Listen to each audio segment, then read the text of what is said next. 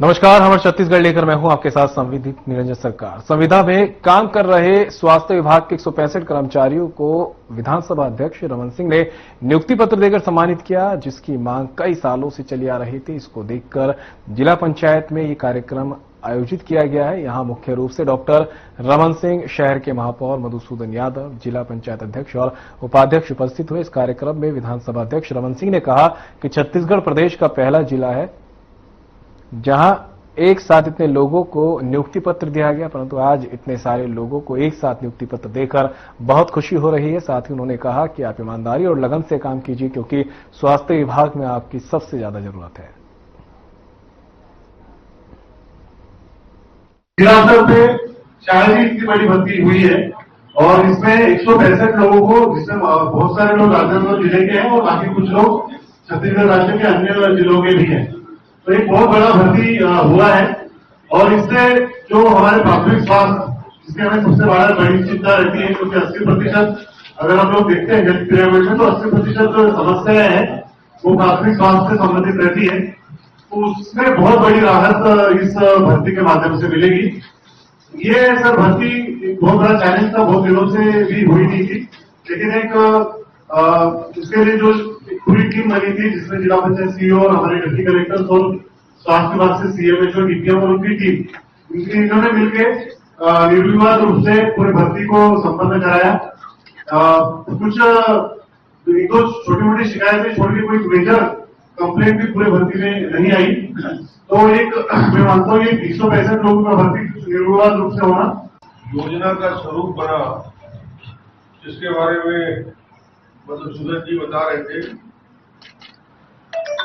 शहरी स्वास्थ्य मिशन की दृष्टि से ग्रामीण स्वास्थ्य मिशन का कार्यक्रम राष्ट्रीय स्वास्थ्य मिशन में चल रहा था। शहर को क्यों जोड़ा गया, इसके पीछे एक ही कारण था। जब मैं मुख्यमंत्री के रूप में समीक्षा कर रहा था, मैंने देखा कि जो शिशु मृत्यु दर होता है, जो मातृ मृत्यु दर होता है, आईएमआर, एमएमआर, जो कुपोषण होता है, वो कुपोषण ये स्वास्थ्य का इंडिकेटर होता है कि शिशु मृत्यु दर क्या है, मातृ मृत्यु दर क्या है, कुपोषण का दर क्या है। इससे ही पूरे जिले का, उस गांव का, उस तहसील का पूरी जानकारी सामने आ जाती है। जब ये समीक्षा हो रहा था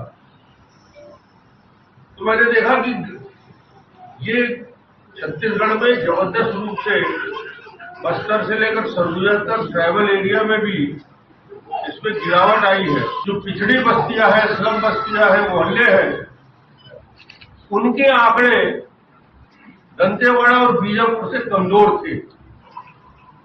ये पहली बार ये आंकड़े मेरे सामने जब आए तो पता चला कि रायपुर में यदि इतना बड़ा मेडिकल कॉलेज है, और उस स्लम बस्ती में वहां से आने में उसको 40 किलोमीटर 30 किलोमीटर लगता है, वो आ नहीं पाता। तो उसमें संस्थागत प्रसव, इंस्टीट्यूशनल डिलीवरी जिसको कहा जाता है, जिससे आईएमआर एमएमआर का इफेक्ट पड़ता है, शिशु मृत्यु दर कम होता है। तो इंस्टीट्यूशनल डिलीवरी को प्रमोट करने के लिए, वैक्सीनेशन के कार्यक्रम को 100% अचीव करने के लिए, और बच्चे के वेट, उसका जो कुपोषण का मापदंड होता है वो वजन के आधार पे होता है और एक फीता दिया जाता है। उस फीते की उठाई से उसके कुपोषण का प्रतिशत मालूम होता है। ये प्रोग्राम बना कि शहरी क्षेत्र में, स्लम बस्तियों में यदि ये प्रतिशत बहुत खराब है तो उसके लिए शहरी स्वास्थ्य मिशन के दृष्टि से नियुक्ति का क्रम चला। और अब इसका असर हुआ कि हमारा आईएमआर, एमएमआर, नॉन न्यूट्रिशन और दूसरे इंडिकेटर्स जो है वो बेहतर हुए बड़े शहर में, जहां स्लम बस्तियां हैं, रायपुर जैसे, भिलाई, दुर्ग, बिलासपुर। तो ये नियुक्ति आज आपकी हो रही है, जिसमें मैं सबको बधाई देने के लिए खड़ा हूं। राष्ट्रीय स्वास्थ्य मिशन के अंतर्गत ऐसी नियुक्ति होती है तो मन में तसल्ली होती है। जो आज सेलेक्ट हुए उनके भी मन में तसल्ली है।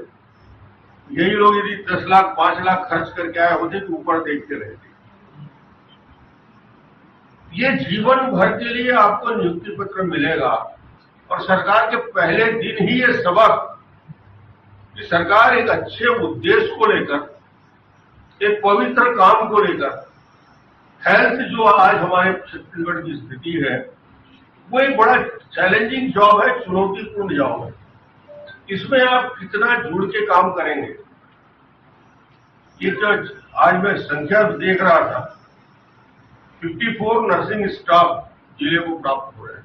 ये बहुत बड़ा काम है। 54 नर्सिंग स्टाफ एक साथ एक दिन में मिल जाना, एक एक के लिए हम लोग घूमते रहते थे, एक साथ 54 का हो गया। 6 स्वास्थ्य केंद्रों में रेडियोग्राफर की नियुक्ति हो गई, 4 आयुष चिकित्सा अधिकारी की नियुक्ति हो गई, शहर के अंदर 14 पुरुष स्वास्थ्य संयोजक की नियुक्ति हो गई, 21 डाटा एंट्री ऑपरेटर की नियुक्ति हो गई। टोटल 165 लोगों का एक दिन में।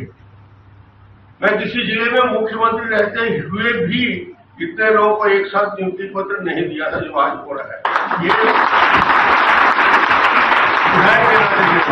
चिकित्सक दिवस डॉक्टर्स डे के रूप में पूरे हिंदुस्तान में मनाया जाता है और आज यहाँ राजनांदगांव में शहरी स्वास्थ्य मिशन के तहत पूरे जिले में जो 165 पद रिक्त थे वर्षों से, उन पदों की आज सीधे सीधे नियुक्ति पत्र जारी करके उनको ज्वाइन करने का अवसर दिया। उसमें नर्स के करीब करीब 45 पोस्ट हैं, रेडियोलॉजिस्ट के पोस्ट हैं, पुरुष स्वास्थ्य कार्यकर्ता के हैं और टेक्नीशियन के पोस्ट हैं जो आवश्यक होता है, एक्सरे और दूसरे रेडियोलॉजिस्ट के पद हैं। ऐसे 165। ये पहली बार ऐसा है कि एक साथ छत्तीसगढ़ में 165 लोगों को नियुक्ति पत्र एक दिन में दिया गया है और राजनांदगांव जिले के जो आवश्यकता थी स्वास्थ्य के हमारे क्षेत्रों में, ग्रामीण और शहरी क्षेत्र में, उसको फुलफिल करेंगे और स्वास्थ्य सुविधा को बेहतर करने का काम। परमाल कसा में आज गया था, सांसद जी भी गए थे, संतोष जी, मैं भी गया था। वहां के 30 लाख के भवनों का लोकार्पण भी था और वहां पे +2 11वीं और 12वीं की कक्षा को प्रारंभ करने के लिए आज विधिवत स्वीकृति दी गई और इसी सत्र में वो उसको प्रारंभ करने का काम किया जाएगा।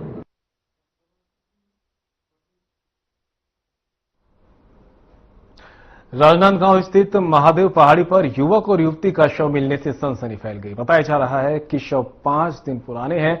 शव की सूचना दोनों के परिजनों और पुलिस को दी गई है। पुलिस जांच में कई चौंकाने वाले खुलासे हुए हैं। शुरुआती जांच में ये मामला प्रेम प्रसंग से जुड़ा लग रहा है। पुलिस आत्महत्या, हत्या और ऑर्डर किलिंग के एंगल से छानबीन कर रही है। स्थानीय ग्रामीणों का कहना है कि दोनों कई दिनों से लापता थे। परिजनों ने थाने में गुमशुदगी की रिपोर्ट भी दर्ज कराई थी। मौके से कोई मोबाइल या सुसाइड नोट नहीं मिला, जिससे मामला और भी रहस्यमय बन गया है। पुलिस अब कॉल डिटेल्स और लोकेशन हिस्ट्री खंगाल रही है। वो को महादेव पहाड़ी पे लड़का और एक लड़की की शव मिले थे। नग्न हालत में लड़की का शव था। लड़के के शरीर पे भी न्यूनतम कपड़े थे। लड़का फांसी लगाया हुआ था, लड़की का शव लेटे हुए हालत में था। इसमें ये दोनों की शिनाख्त हो गई थी। दोनों के परिवारजन भी घटनास्थल पर मौजूद थे। उनको बुलाया गया था, उन्होंने शिनाख्त की है। दोनों डोंगरगांव थाना क्षेत्र के रहने वाले हैं। दोनों ही 3 दिन से घर से बाहर थे और दोनों की गुमशुदगी रिपोर्ट भी थाने में कराई गई थी। एफएसएल अधिकारी के अनुसार कम से कम 3 से 4 दिन पुराने दोनों के शव थे। तो जब ये लोग भागे थे, उनकी बाइक भी पहाड़ी के नीचे सीढ़ियों के पास में उनकी बाइक भी रिकवर हुई है लड़के की। मामले में मर्ग पंजीबद्ध कर लिया गया है और मर्ग जांच अभी जारी है।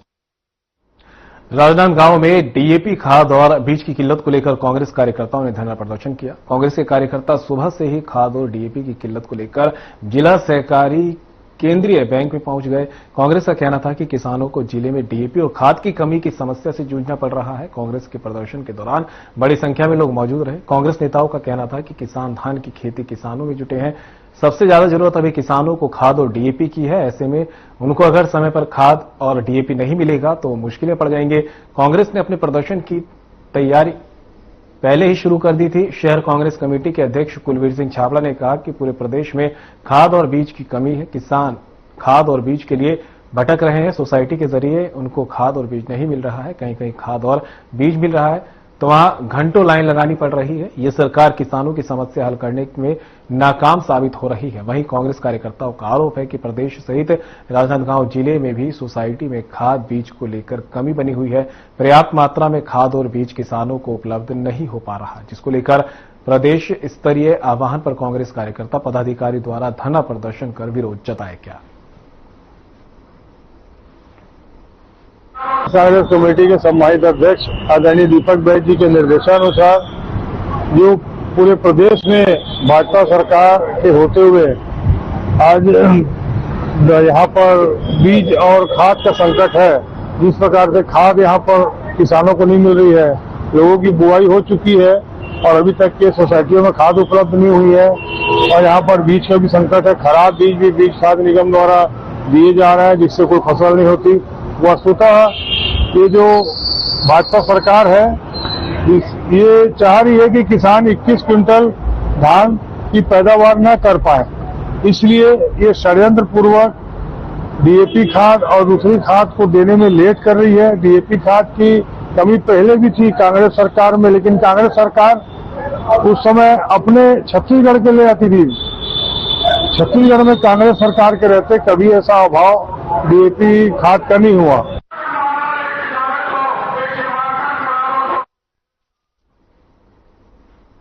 बिलासपुर में आम आदमी पार्टी के प्रदेश संगठन मंत्री सरदार जसबीर सिंह चावला ने शहरों में आवारा पशु से हो रही दुर्घटनाओं पर चिंता व्यक्त की है। साथ ही उन्होंने कहा कि हर बड़े शहर में सड़कों पर आवारा जानवरों की समस्या एक बड़ी चुनौती बन गई है, जिससे दुर्घटनाओं और अन्य समस्याओं का खतरा बढ़ गया है। आवारा पशु में ज्यादातर संख्या कुत्तों की है, इसके बाद गायों का नंबर आता है। सड़कों पर आवारा पशुओं के कारण यातायात बाधित होता है, जिससे जाम की समस्या होती है। आवारा पशु पार्कों और अन्य हरियाली वाले क्षेत्र में घूमते हैं, जिससे पौधों और हरियाली को नुकसान होता है। आवारा पशुओं के कारण सड़क दुर्घटनाएं आम हो गई हैं, जिससे जानमाल का भी नुकसान हो रहा है। बीते सालों में ग्रामीण इलाकों में गायों को रखने के लिए गौठान की व्यवस्था की गई थी, लेकिन सरकार की उदासीनता के कारण पशु सड़कों पर विचरण करने को मजबूर हैं।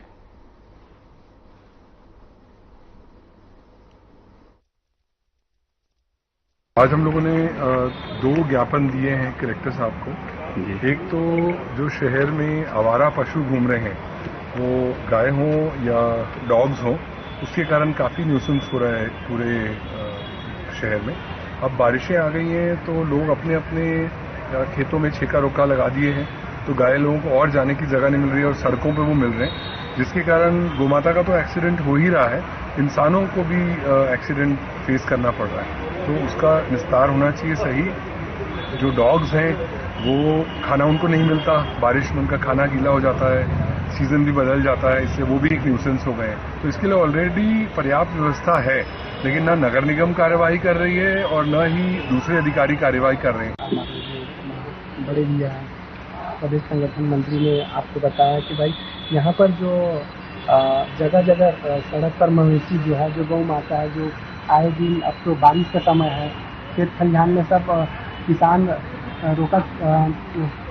रोकन लगा दिए हैं, रोक लगा दिए हैं, जिससे जो आवारा पशु भी हैं और जिनको किसान पालते हैं उनको भी किसी कारणवश अगर घर वाले छोड़ दिए हैं तो रोड में ही जाके बैठेंगे, जिससे यातायात भी प्रभावित होते हैं। साथ ही साथ आने जाने वाले को दिक्कत होता है और छोटे बच्चे हैं या कोई मार्केट जा रहे हैं उनको भी एक्सीडेंट का सामना कर, दुर्घटना होने का संभावना कभी भी बना रहता है।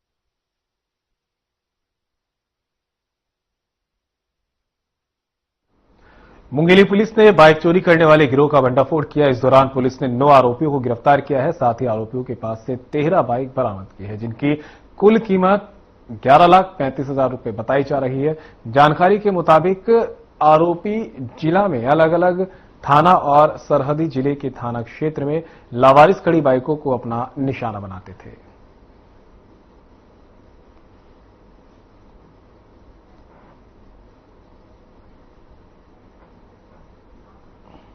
दोरमी थाना क्षेत्र में हम लोगों को शनिवार के 3 बजे हम लोगों को सूचना मिली थी कि मृतक जो है रात से गायब है, अपने दोस्तों के साथ में था, लेकिन अभी तक घर वापस नहीं आया था। तो हम लोगों ने उसके सूचना के आधार पर उसके फोन का लोकेशन वगैरह निकाला और हम लोगों ने ये पता किया कि लास्ट उसने किससे बातचीत किया था।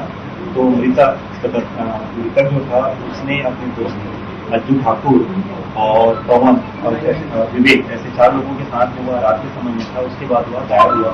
हम लोगों ने अज्जू ठाकुर और बाकी 3 साथियों को उठाया और उनसे पूछताछ किया। तो उसने बताया कि उनका कुछ दिनों के पहले जो वर्मा जो उनका जो फ्रेंड था, दोस्त था मृतक व्यक्ति, उसके साथ में कुछ दिन पहले उसका झगड़ा हुआ था, वाद विवाद हुआ था।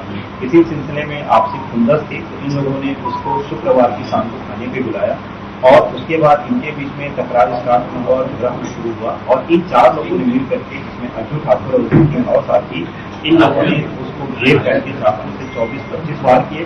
24-25 वार करने के बाद उसके हाथ को बांधा और पास में रखे हुए पत्थर को रस्सी से बांध करके उसको पास के नाले में फेंक दिया। पूछताछ के दौरान जब हम लोगों ने और कड़ाई से पूछताछ किया तो उन्होंने चाकू और पूरी घटना के बारे में बताया। इस स्पॉट पे पुलिस गई तो हम लोगों को रेत के पास स्ट्रगल मार्क्स और वहां पर हम लोगों को चाकू के। और फिलहाल बुलेटिन में मेरे साथ इतना ही। दीजिए इजाजत। नमस्कार।